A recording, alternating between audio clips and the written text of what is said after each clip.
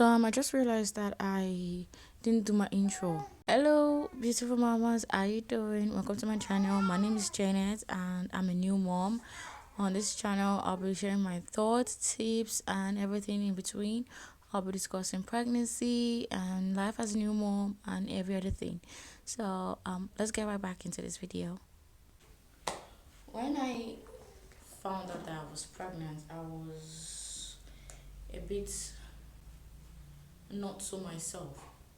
I was happy, but at the same time, I was worried. I was happy because finally I get the chance to be a mom, and I was worried because financially I was not there yet. Financially, I knew that I couldn't be responsible for this child financially. But as it may be, as it stands, I decided I was still going to keep the pregnancy anyways. I told my partner that I was suspected I was pregnant, and when I found out I was pregnant, I just kept on doing what I would do normally.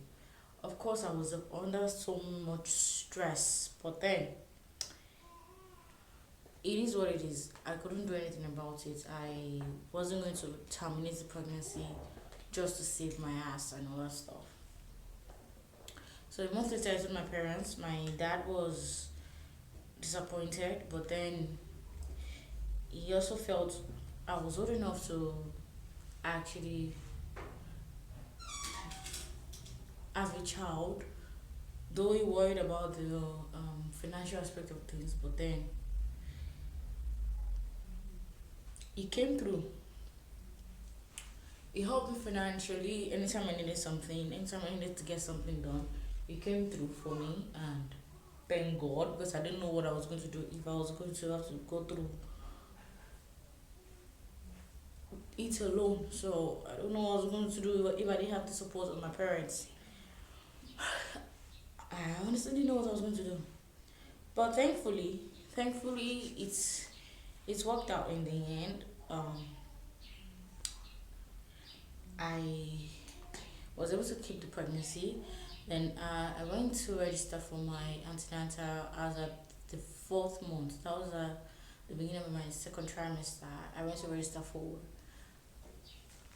my antenatal, and I ran the test. Like about 12 tests was ran. I think 12 or 15 tests. I don't really remember anymore. Was done just to determine whether the everything was okay. Okay, that's the purpose of antenatal, to make sure that everything is okay before it gets too late, and to quickly detect everything that they need to find before it's too late and correct whatever they can correct. I ran the test, and everything was okay. Everything was okay. I did have to suffer from malaria. I got malaria attacks like I think twice in my pregnancy, and that was I was able to get that treated as well. I was able to get that treated, so it wasn't life threatening at all. After that, I did a total of four ultrasounds. The first ultrasound, there was a slight mistake, or should I say, to me, it felt like there was a mistake because the dates weren't correlating. So I had to redo another ultrasound, and that gave me it gave me the closest that I can get. So I was now reassured that okay, yes, this is no mistake, because I only had one partner, and I was like, this the first ultrasound was giving me a different thing, because it was giving me a different thing. So to be on a safer side, I had to redo the ultrasound in another laboratory, and I did that. And then after I registered for the antenatal, I did two other tests, two other ultrasounds, and everything was okay.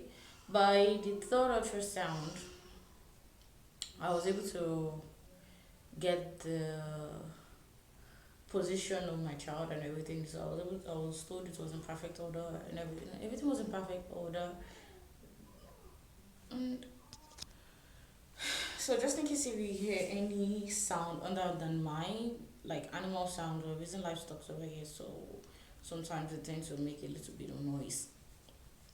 I know might hear my baby sound maybe once in a while. I don't know. So by the end of it, I I gave birth as at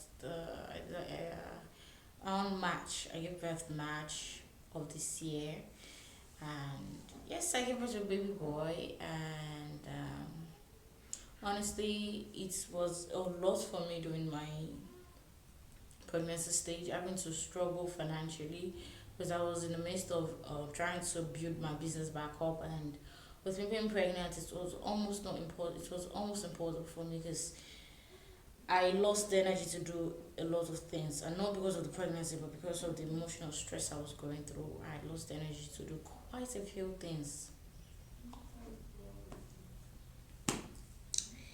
Then, during this pregnancy stage, I actually didn't experience much of the pregnancy symptoms that the book actually says you go through dizziness, fainting, vomiting, and other stuff. I didn't go through all that. The only thing I went through though was I couldn't stand the scent of my body cream. I couldn't stand the scent of my body cream anymore. I couldn't stand the scent of my air freshener anymore. I couldn't stand the scent of my body soap, my body lotion, my yeah, my body soap. I couldn't also stand noises. It gave me splitting headaches. But I was always craving for spicy stuff. I was always craving for spicy food, spicy noodles, spicy jollof rice, spicy. Hell, if my mom wanted to cook fried rice for me, she would have to cook that with a bit of spice in that fried rice. That was how I was craving. And my mom, she stayed with me from the minute I told her I was actually pregnant. The month that I told both my dad and my brothers that I was already pregnant, she stayed with me because she wanted me to be alright. I was living alone, still living alone, but she was like, "Nah, I have to make sure that my baby girl is okay." And guess what? My baby girl is indeed okay. So then I had to deal with the rashes. I had rashes from my neck area, like right, like this. Then my chest area. Now my neck got darker than the rest of my body. It got darker, and I was like, "This isn't it. This isn't it." But then there was nothing I can do about it. So after that, what else? What else? What else? Yeah, my feet. I had swollen foot. I had swollen feet for like maybe 3 times, and that was towards the end of my pregnancy. And after like the third time, it stopped. So I did whatever I could to make sure I wasn't having any swollen feet and all that stuff. Mm, yeah, and I was always craving for cold water. I don't know what it is with pregnant women and cold water, but I needed cold water, and I think that's because of the heat we're feeling, how hot we're feeling. So the craving for something or for something to cool us down was present. So yeah, and by the end of it, after 6 hours in the labor room, I gave birth to my darling baby, my joy, my peace, my life, my another reason to be alive every day, to better my life every day. So I gave birth to him, and he's loved now by his grandparents. He's loved by his grandparents. His uncles, that is my brothers, they do not joke with him. Okay, they do not play about that baby. Okay, that's that baby now. I just gave birth to that baby. It's not mine. It's not mine. And for me, I'm just grateful every day for having such a blessed baby. So if you're doing this pregnancy, I want you guys to like put yourself first. No matter what, put yourself first. Become first. Put yourself first. Leave any stressful environment. Take it a day at a time. Pace yourself and eat. Eat. Okay, eat. Put something in your system. And that's it. I just had to rush through this video because I'm trying to like do whatever I can before my baby requires my attention. So, and I really do hope that everyone out there, every pregnant woman out there is safe. And I pray that by the time you guys go to the labor room and you're in the labor room, I pray you come out of the labor room alive. I pray you come out with your baby in your arms perfectly safe and sound, okay? And I pray that you guys have a fun labor story to tell about when you're in labor, okay? Your childbirth story. I pray that you guys have that wonderful story to tell. So we have come to the end of this video, and I will see you guys in the next video. Bye.